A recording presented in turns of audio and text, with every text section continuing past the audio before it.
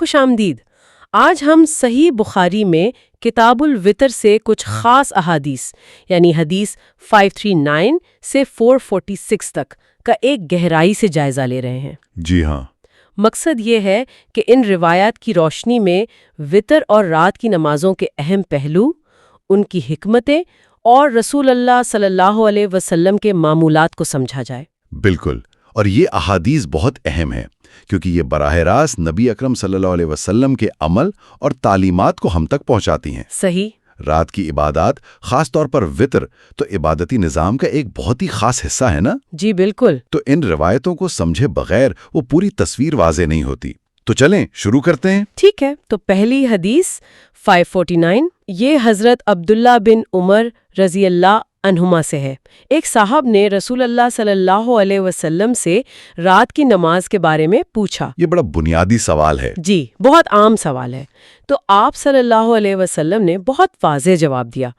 فرمایا صلاۃ اللیل مثنا مثنا۔ مثنا مثنا یعنی دو رکعت۔ رات کی نفل نماز دو رکعت کر کے پڑھنی ہے، ہر 2 رکعت پر سلام پھیرا جائے۔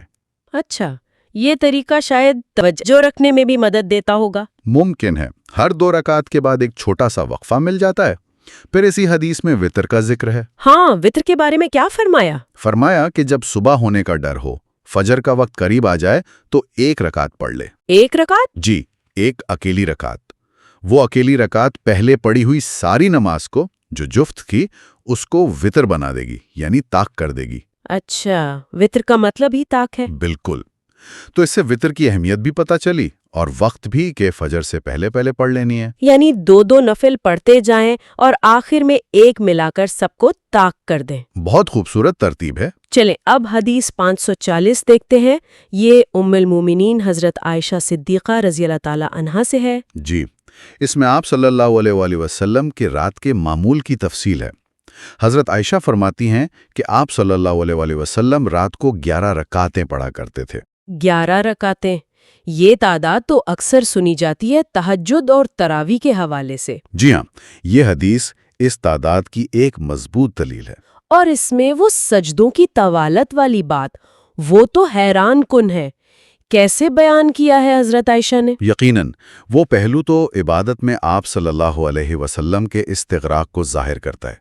وہ فرماتی ہیں کہ سجدہ اتنا لمبا ہوتا تھا۔ کتنا لمبا؟ کہ آپ کے سر اٹھانے سے پہلے کوئی شخص 50 آیات آرام سے پڑھ سکتا تھا۔ 50 آیات، سبحان اللہ!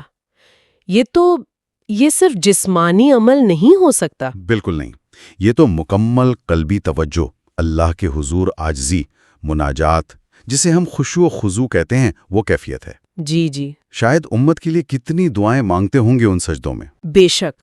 اچھا، اسی حدیث میں فجر سے پہلے کے معمول کا بھی ذکر ہے؟ جی بالکل، حضرت عائشہ بتاتی ہیں کہ ان 11 رکعتوں کے بعد فجر کی اذان اور اقامت کے بیچ میں اچھا، آپ 2 ہلکی سی رکعتیں یعنی فجر کی سنتیں پڑھتے، پھر دائیں کروٹ پر لیٹ جاتے تھوڑی دیر کے لیے، یہاں تک کہ مؤذن آ کر آپ کو نماز فجر کی اطلاع دیتا۔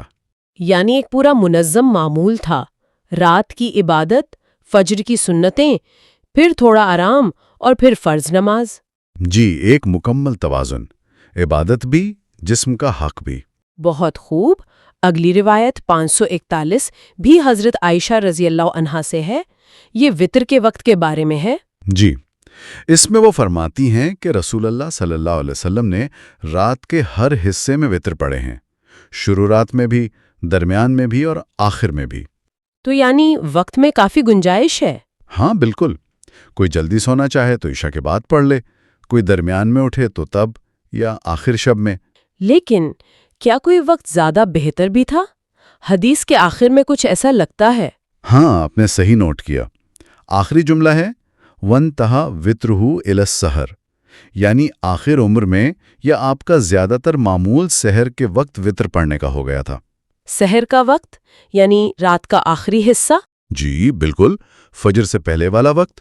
تو اگرچہ اجازت سب اوقات کی ہے، لیکن آپ کا آخری عمل اور افضل وقت رات کا آخری پہر تھا۔ اچھا، تو جواز اپنی جگہ لیکن افضلیت آخر شب کی، یہ واضح ہو گیا۔ جی، یہ وقت ویسے بھی دعا کی قبولیت کا خاص وقت مانا جاتا ہے۔ بالکل، اب حدیث 542 یہ پھر حضرت عبداللہ بن عمر رضی اللہ عنہما سے ہے۔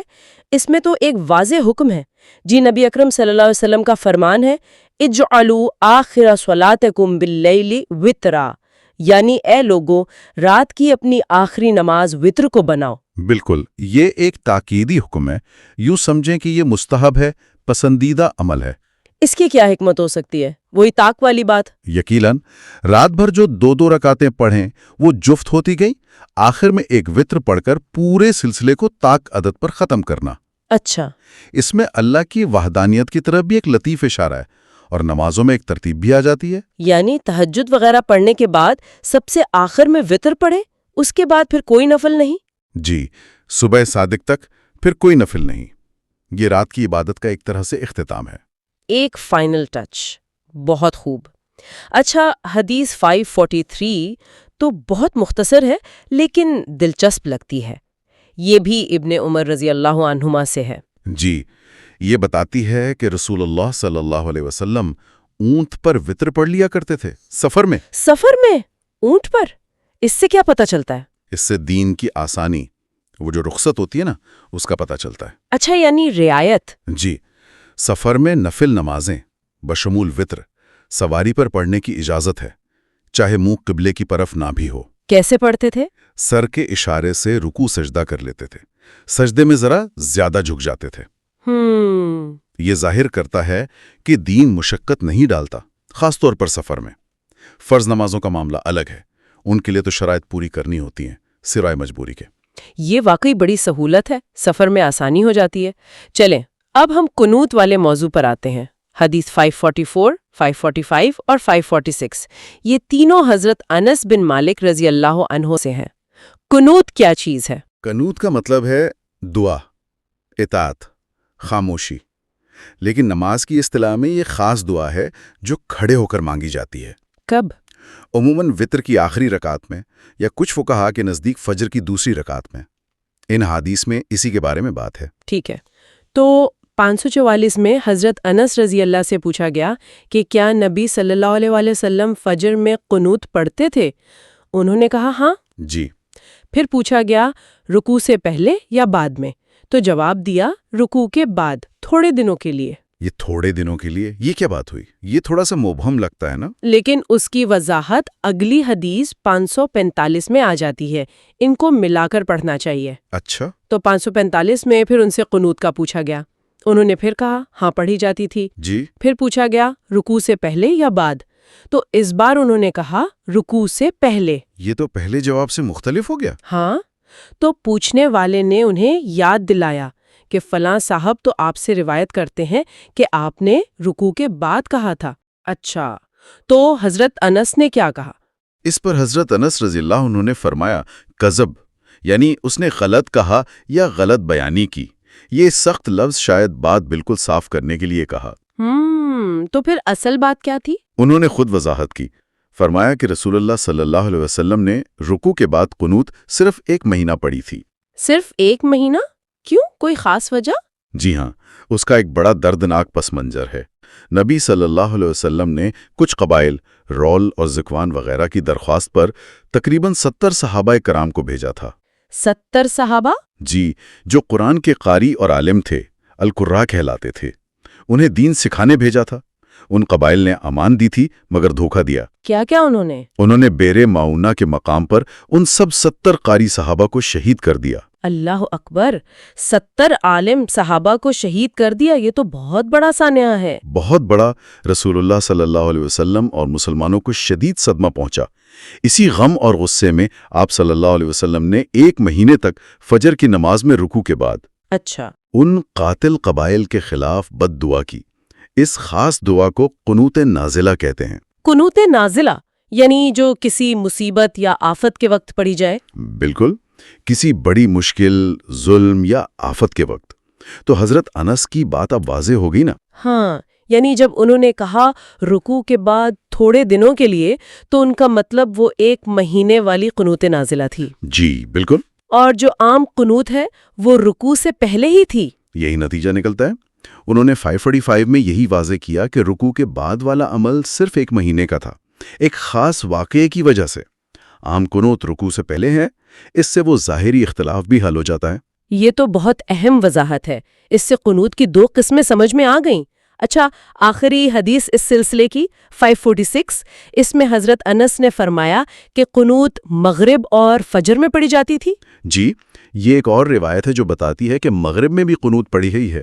البتہ یہ کہ قنوت کس نماز میں، کب اور اس کا کیا حکم ہے، واجب، سنت، مستحب، یہ فقہی تفصیلات ہیں۔ ان میں علماء کی آراء مختلف ہیں۔